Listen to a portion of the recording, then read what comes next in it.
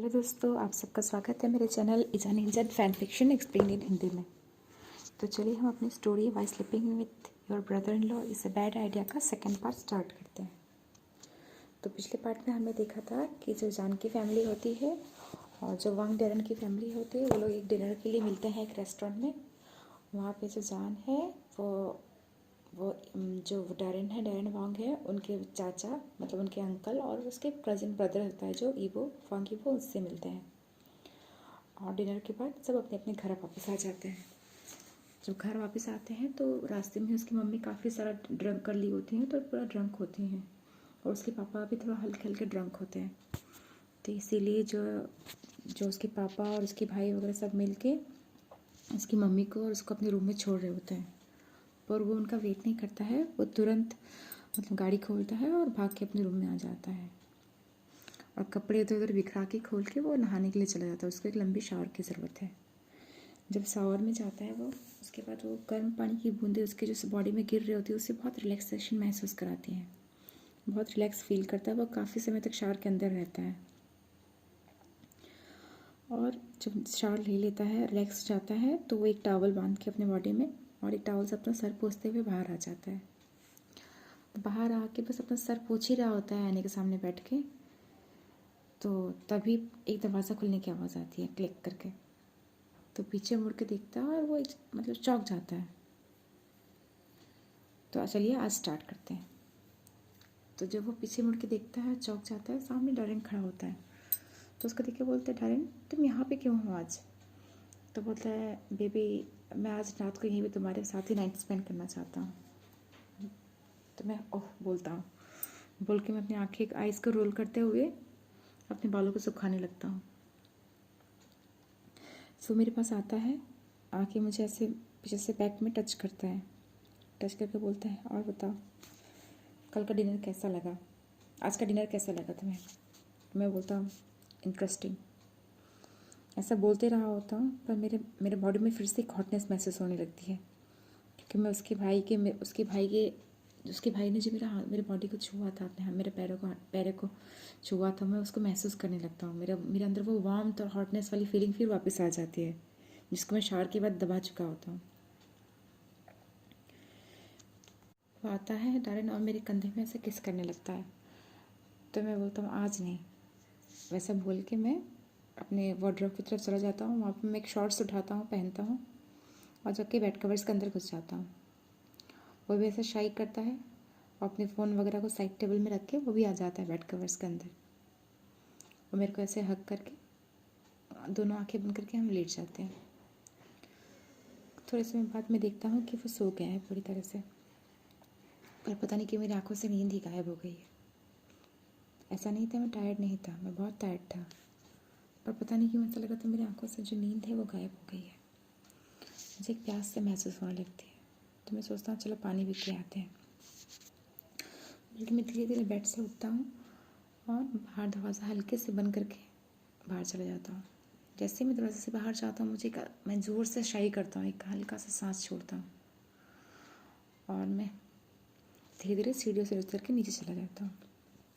नीचे जाके पानी पी रहा होता हूँ, तो फिर सोचता हूँ पानी पीने के बाद मुझे क्या होता है ना, अंदर जो थर्स्ट सा होता है, जो गर्मी से महसूस हो रही है वो बुझ नहीं रही होती। तो मैं सोचता हूँ चलो आइसक्रीम खाते हैं, बोल के मैं फ्रिज से आइसक्रीम निकालता हूँ और उसको लेके बैठ के खाने लगता हूँ। डाइनिंग टेबल के चेयर में बैठ के ऐसे कैजुअली बैठ के खा रहा होता हूँ मैं। तभी मुझे अचानक से सीढ़ियों में ज़ोर ज़ोर से धप धप चलने की आवाज़ आती है। मैं अंधेरे में बैठा हूँ तो मैं देख नहीं पाता कि कौन आ रहा है, तो मैं थोड़ा सा घबरा जाता हूँ। तो मैं क्यूरियसली उस तरफ देख रहा होता हूँ, तो देखता हूँ वहाँ से ईवो उतर रहा है। मैं इसको देख के चौंक जाता हूँ। मैंने बोला तुम? तो वो देख के मेरे को स्मिट करता है, बोलता है हाँ मैं। बोलता तुम हमारे घर में क्या कर रहे हो? तो बोलता तुम्हारे डैड और मॉम दोनों इतने ड्रंक हो गए थे कि तुम्हारा भाई और मेरा भाई दोनों मिलके उसको सही तरह से ला नहीं पाते, इसलिए मैंने उनको हेल्प करने के लिए आ गया। तो फिर आ गया तो तुम अंकल ने बोला कि यहीं पे सो जाओ, क्योंकि मेरे अंकल ऑलरेडी ड्राइव करके चले गए होते हैं अपने घर तक। तो मैं सोचता हूँ ठीक है रह जाता हूँ, तो मैं इसलिए तुम्हारे भाई के साथ रूम शेयर कर रहा हूँ। तो मैं बोलता ओह, मुझे तो डायरेक्ट ने कुछ बताया ही नहीं ये सब। कुछ नहीं बोलता, वो आता है और ग्लास में वाइन डाल के पीने लगता है। मैं उसकी तरफ देख रहा होता हूँ ऐसे बड़ी बड़ी आंखों करते। बोलता है, वो बोलता है मुझे, इबो बोलता है कि मैं पानी पी रहा हूँ। तो मैं बोलता ओह बोल के मैं ऐसे उल्लू के जैसे सर को ऊपर नीचे करने लगा। मैं इसमें सर को ऐसे ऊपर नीचे उल्लू की तरह हाँ बोल रहा होता हूँ। मुझे दिख रहा है वो पानी पी रहा है, फिर पता नहीं क्यों मैं हाँ से समझ गया ऐसा बोल के मैं अपने गले को नोट कर रहा होता हूँ। जब उसके पानी पी रहा होता है, कुछ पानी की बूंदें गिर के उसके गले से नीचे आने लगती हैं, तो मैं उस पानी की बूंदों को ट्रेल कर रहा होता हूँ, उसे देख रहा होता हूँ जहाँ से बह के जा रही है। तभी मेरी नज़र उसकी बॉडी में पड़ती है। उसने भी कुछ नहीं पहना होता है, बस एक शॉर्ट्स पहना होता है मेरी तरह ही, और अपर बॉडी बिल्कुल बेयर है उसकी, बिल्कुल खाली है। तो मेरी नज़रें उसकी बॉडी को ऐसे ताड़ने लगती है, देखने लगती है। तो मैं देखता हूँ उसकी एकदम हार्ड बॉडी है, एकदम टोन्ड मसल्स हैं। ऐसा नहीं कि मेरे पास मसल्स नहीं है, पर मैं थोड़ा लीन पतले में आता हूँ, और वो थोड़ा सा मस्क्यूलर में आता है। बिल्कुल मैनली वाला होता है ना फीलिंग, वैसा दिख रहा होता है। फिर मन में सोच रहा हूँ हाँ अंडरवर्ल्ड से बिलोंग करता है तो शायद ऐसे ही होता होगा, बोल के मैं उसको देख ही रहा होता हूँ नॉन स्टॉप। मुझे खुद भी पता नहीं होता कि मैं उसको ऐसे बड़ी बड़ी आंखों करके घूर रहा होता हूँ। तो मेरे को देख के स्मित करता है, ऐसे हंसता है और बोलता है क्यों, अच्छा लग रहा है? तो मैं भी फिर उल्लू के जैसे अपना सर हिलाता हूँ, अप डाउन कर देता हूँ हाँ। तो वो हंसने लगता है और मेरे पास आ जाता है, एकदम मेरे से ऐसे पास ही होता है पर एकदम करीब आ जाता है, और मेरा दिल एकदम घबराने लगता है। मुझे फिर से मेरे अंदर बॉडी में एक हॉटनेस सा, एक वार्मथ महसूस होता है। मेरी बॉडी फिर से हॉट होने लगती है। मैं पूछता हूँ क्या, तुम क्या कर रहे हो ऐसे? तो वो बोलता है क्यों, तुम्हें क्या लगता है? मैं कुछ बोल नहीं पाता, मैं ऐसे घबरा के अपनी बड़ी आंखें करके ऐसे सांस वास बंद करके मैं उसकी तरफ देख रहा होता हूँ। देखता हूँ मेरे एकदम करीब आ गया वो, इतने करीब आ गया ना कि उसकी जो सांस की हॉटनेस है, गर्माहट है, मुझे मेरे फेस में महसूस हो रही होती है, और मैं बिल्कुल और भी ज़्यादा एकदम स्टन्ड हो गया होता हूँ। तो पास में आता है और वो और करीब आने लगता है, एकदम बहुत एकदम फेस बस 2 इंच की ही करीब दूरी होती है। उतने पास से वो मेरे को देख के स्मित करता है, तो स्माइल करता है, एक गाल से जो हंसते हैं ना, ऐसे स्माइल करता है, और मेरे आइसक्रीम के बकेट में से उठा के 1 चम्मच आइसक्रीम ऐसे मुंह में डाल लेता है, और स्पून के वो लीक करते हुए उसको खा रहा होता है। और उसको देख के मेरे अंदर ऐसा लग रहा होता है ना कि मतलब बटरफ्लाइज मेरे पेट में ऐसे उड़ रहे हैं, वैसा मुझे फ्लटरिंग सा महसूस हो रहा होता है।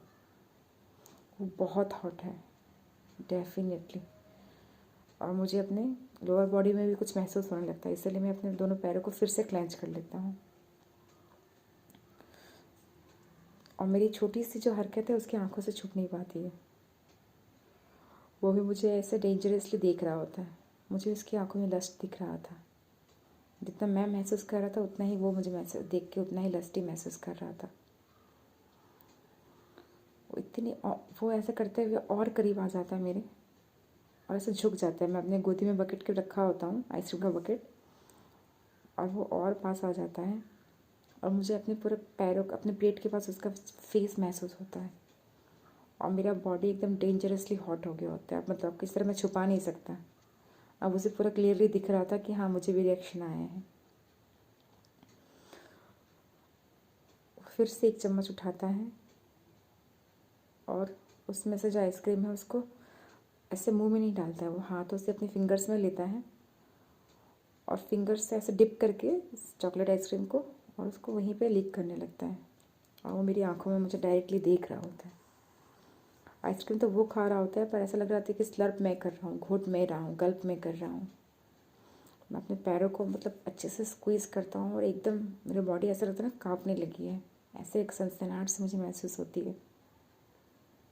उसकी बॉडी को, उसके फेस को अपने लोअर बॉडी के इतने पास देख के मेरे अंदर बहुत एक इतना हॉटनेस महसूस होता है ना कि मुझे लगता है मैं उसे अभी पाउंस ना कर दूँ, पर मैं जंप ना कर दूँ। ऐसा नहीं है कि मैंने कभी सेक्स नहीं किया है, पर मैंने कभी वॉन्ग के साथ, डायन वॉन्ग के साथ कभी माउथ से नहीं किया है। उसको बस अपना ही भूख मिटाना होता है, उसे जो पसंद है वो खुद करके चला जाता है। उसने कभी मेरे को ऐसा जो माउथ से प्रेशर देना है उसने मेरे लिए कभी किया नहीं है। उसने मेरे को कभी माउथ से प्रेशर दिया नहीं है। तो मुझे ऐसा महसूस हो रहा था कि इतना करीब मेरे पास है ना, तो मुझे महसूस हो रहा होता है कि वो बकेट के आइसक्रीम को लीक करने की जगह वो मुझे लीक क्यों नहीं कर रहा है।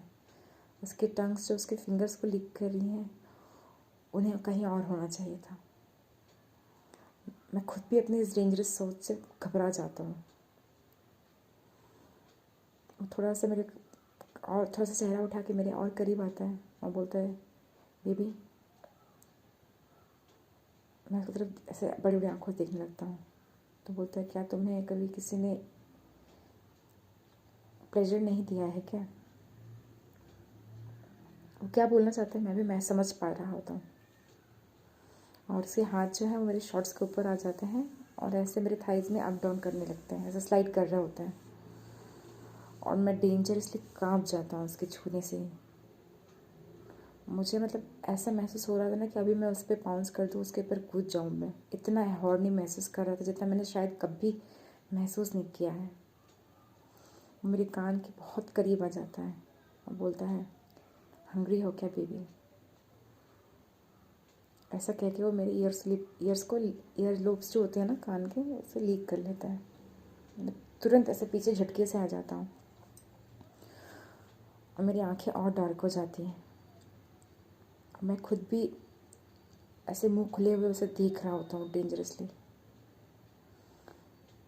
उसकी आंखें गहरी होते हुए मुझे देखता है वो और बोलता मुझे यहाँ से चले जाना चाहिए। इससे पहले कि हम दोनों रिग्रेट करें, हम कुछ ऐसा कर लें कि हमें कल से बहुत रिग्रेट हो। ऐसा कहते हुए वो मुझे ऐसे झटके से उठता है टेबल को पकड़ के और तुरंत भाग भाग के सीढ़ियों से ऊपर चला जाता है। मैं कुछ समय तक वहीं पे उसे स्टनली देखते रहता हूँ। मैं समझ नहीं पाता हूँ कि मेरे साथ क्या हुआ ये। मेरे अंदर ऐसा महसूस हो रहा था ना जैसे उसको लीक कर रहा था, कहीं मुझे वो लॉलीपॉप जैसे लीक क्यों नहीं किया उसने मुझे। मेरे अंदर ऐसी महसूस हो रही होती है। इस सोच के साथ मैं भी अब मुझे आइसक्रीम खाने का मन नहीं करता है, तो मैं क्या करता हूँ, आइसक्रीम के डब्बे को बंद करता हूँ और मैं भी रेस ला के ऊपर से अपने रूम में चला जाता हूँ। मेरा रूम पूरा एकदम अंधेरा था। मैं जाता हूँ, अपने शॉर्ट्स को उतारता हूँ बेड के पास ही, उतार के मैं डायन के पास बेड में जाके घुस जाता हूँ और उसको ऐसे पीछे से हक करके मैं उसको टच करने लगता हूँ। मेरे टच करने से उसकी नींद भी हल्की हल्की खुल जाती है। तो मैं उसके कानों में आके कहता हूँ, baby let me ride you, आज मुझे राइड करने दो। ऐसा कह के मैं उसके ऊपर चढ़ जाता हूँ। जैसे चढ़ के मैंने स्टार्ट ही किया था, मेरा हल्का सा मोर्निंग निकल ही रहा था मेरे मुंह से, तभी वो अचानक से मुझे ऐसे फ्लिप कर देता है, मुझे पलट देता है, पलट के ऊपर मेरे चढ़ जाता है।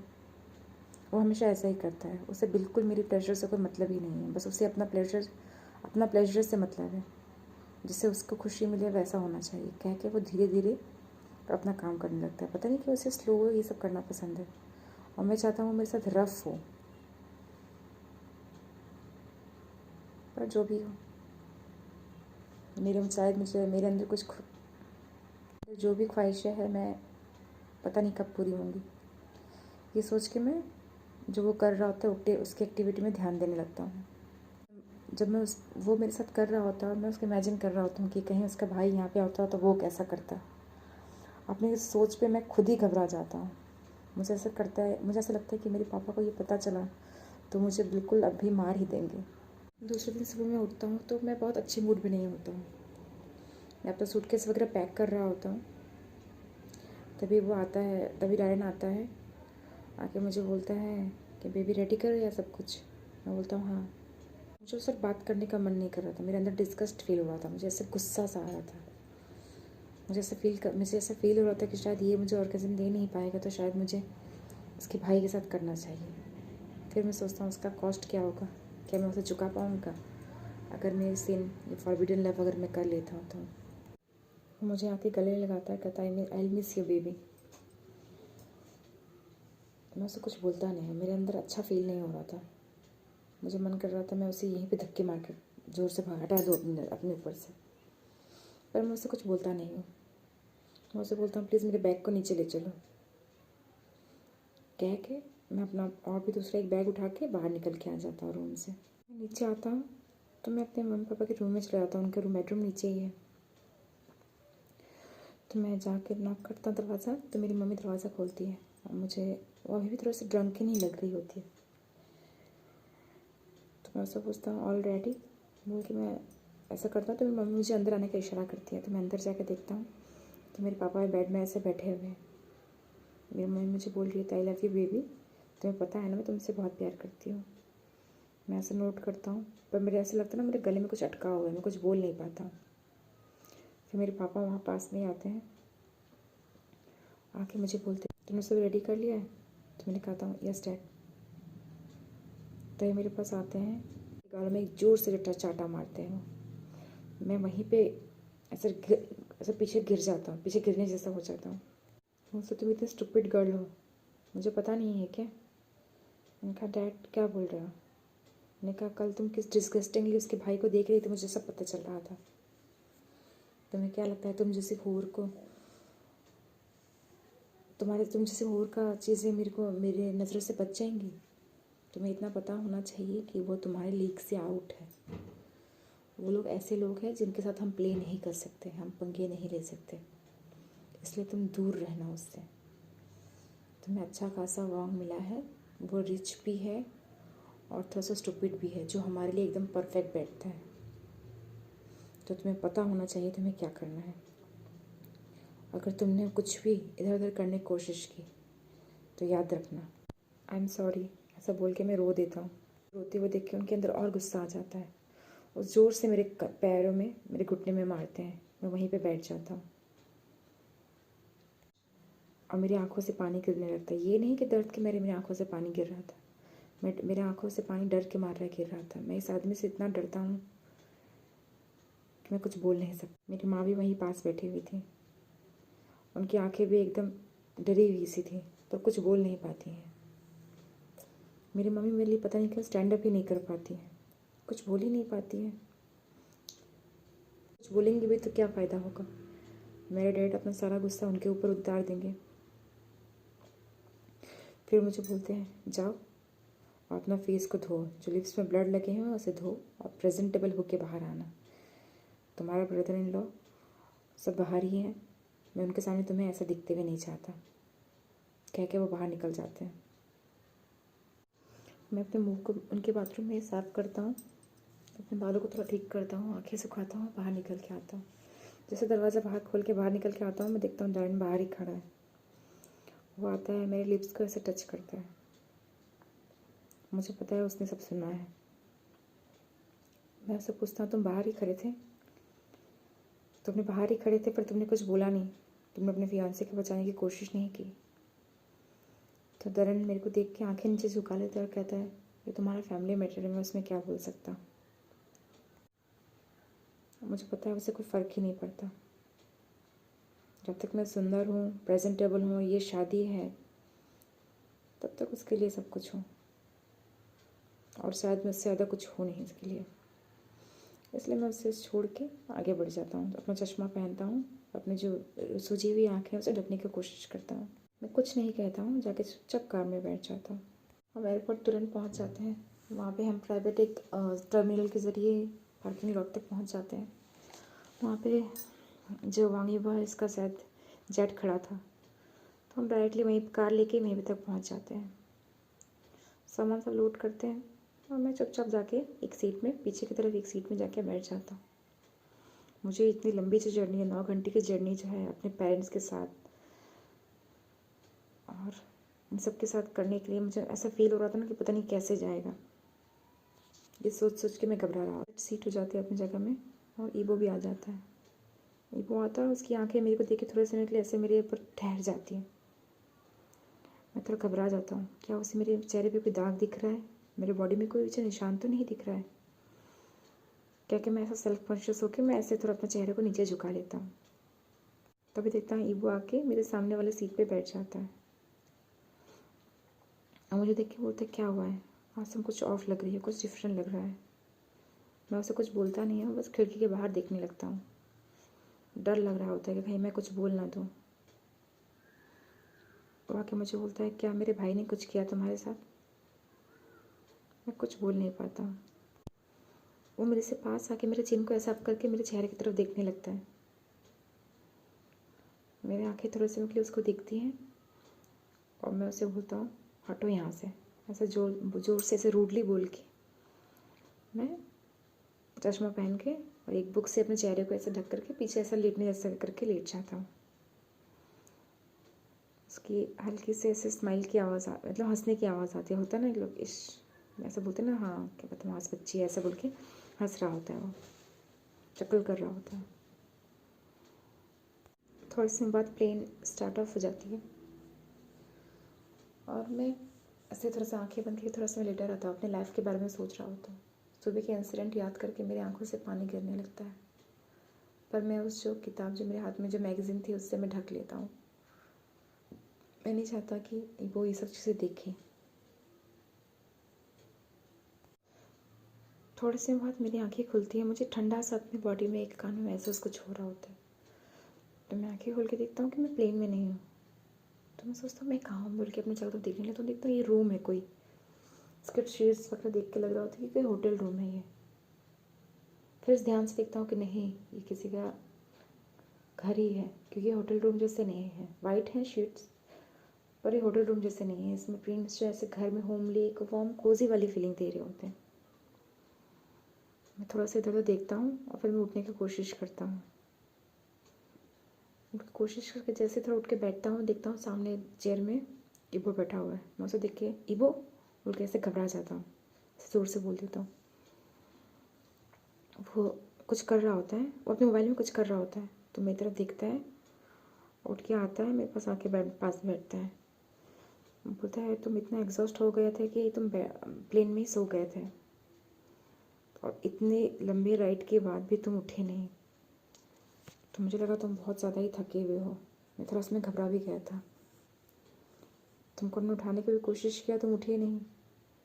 तो मैं तुम्हें कैरी करके यहाँ पे अपने फार्म हाउस तक ले आया, ये रूम में लेटाया है। तुम ठीक हो अभी? उसकी आवाज़ से बहुत केयर, बहुत टेंशन से मुझे फील हो रहा होता है। पता नहीं क्यों मेरे बॉडी के अंदर बहुत अच्छा सुकून से महसूस करता है, मुझे बहुत अच्छा लगता है उसका केयर। तो मुझसे बोलता है थैंक यू। जो एटमॉस्फेयर होता है ना उससे मैं काफ़ी सफोकेटिंग सा, एक ठंडा सा, मतलब एक राहत भी महसूस हो रही है, एक सन्नाटा सा, एक सनसनाहट से महसूस हो रहा होता है। तो मुझे अच्छा लग रहा होता है। शायद ये सोच के अच्छा लग रहा होता है कि हाँ किसी ने तो मुझे थोड़ा सा केयर किया, एक पल के लिए भी हो मेरे लिए केयर तो किया। मुझे बोलता है पता है तुम्हें बचपन मैंने कब देखा था? हम हॉकी गेम खेल रहे थे, तभी तुम्हें मैंने देखा था बचपन में। तुम्हें पता नहीं तुम बचपन से कितने क्यूट थे, तभी मैंने तुम्हें देखा होता है। सारे बच्चे उछल कूद कर रहे थे, तुम भी बहुत सनी से स्वीट से बच्चे थे, पर कुछ तो तुम्हारे अंदर चीज़ था जो तुम्हें एक खुल के अंदर, मुझे ऐसा लग रहा था तुम खुले नहीं हो बिल्कुल। तुम स्माइल करते थे, हंसते थे, पर मुझे ऐसे महसूस हुआ कि तुम्हारे अंदर अभी और कुछ खुलना बाकी है। तुम कुछ कुछ छुपा के रखे हो। शायद मैं भी ध्यान नहीं दे पाया उस समय। क्या तुम्हारे साथ तब से ही अब्यूज़ होता है? मैं क्या बोल के उसकी तरफ देखने लगता हूँ। तो वो अपने हाथों से मेरे हाथों को अपने हाथों में लेता है और लेके बोलता है कोई बात नहीं, घबराओ मत। तो मुझे सुना मैंने क्या बोला। तो मैं कहता हूँ तुम्हें कैसे पता चला? उसने कहा डार्लिंग तुम अभी भी छोटे ही हो, मुझे लगता है तुम अभी बच्चे ही हो, इसलिए तुम समझ नहीं पाते, पर मैं पूरी दुनिया देख चुका हूँ, मैं सब समझ रहा हूँ। बोल नहीं पाता, मैं बस इतना बोलता हूँ नॉनसेंस बोल के मैं उठ जाता हूँ वहाँ बेड से। उसके पास जो बैठा होता हूँ उसके अपने हाथों को अपने हाथों से छुड़ा के मैं उठ के खड़ा हो जाती। ऐसे करते करते 1 दिन ऐसे बीत जाते हैं। हम लोग बहुत मस्ती करते हैं फार्म हाउस में। हम हॉर्स राइडिंग करते हैं, फिशिंग करते हैं, इवन फार्म में प्लांटिंग कर रहे होते हैं, हम वहाँ पे जाके पोटैटोज़ भी निकालते हैं। बहुत मस्ती करते हैं, बहुत अच्छा लगता है। इबो मेरे से बहुत फ्रेंडली हो चुका है, जो एक ऐसा नहीं है कि अट्रैक्शन नहीं है, हम दोनों में अट्रैक्शन अभी भी है, पर उसके अंदर जो फ्रेंडलीनेस है, केयरिंगनेस है, उसने ज़्यादा जगह ले ली है। हम इधर से टाइम स्पेंड करते हैं पर फ्रेंड जैसा कर रहे होते हैं। अब मुझे उसके साथ ऑकवर्ड सा फील नहीं हो रहा होता है। ये 2 दिनों में मैंने उसकी अलग से ही एक देखी है। जितना हॉट और डेंजरस दिखता है उतना ही केयरिंग, सॉफ्ट और लविंग भी है। वो ह्यूमन इमोशंस को बिना कहे ही समझ जाता है, जो उसकी यूनिकनेस है। जो मुझे उसकी तरफ और खींच रही होती है, पर ऑकवर्ड नहीं है हम दोनों के बीच में। अब हम दोनों को साथ में समय बिताना बहुत अच्छा लगता है। चलिए दोस्तों, तो आज की स्टोरी हम यहीं ख़त्म करते हैं। मैं इसका सेकंड पार्ट भी अभी थोड़े समय बाद ही, हाफ एन आवर बाद ही फिर से डाल दूँगी। आई होप आप सबको अच्छा लगा हो ये स्टोरी। अगर अच्छा लगा हो तो please like, share and subscribe कीजिएगा मेरे चैनल को। और सब्सक्राइब करते समय वहाँ पे ऑल वाला जो बेल होता है ना, बेल आइकन के पास, उसको भी दबा दीजिएगा ऑल, ताकि मुझे ये स्टोरी के अलावा भी आपको दूसरी स्टोरीज़ के भी नोटिफिकेशंस मिलते रहें। क्योंकि ये थोड़ी लंबी स्टोरी है तो ये थोड़ा दिन लगेगा, पर मैं बीच बीच में वन शॉट्स भी डालती रहूँगी। Okay, thank you.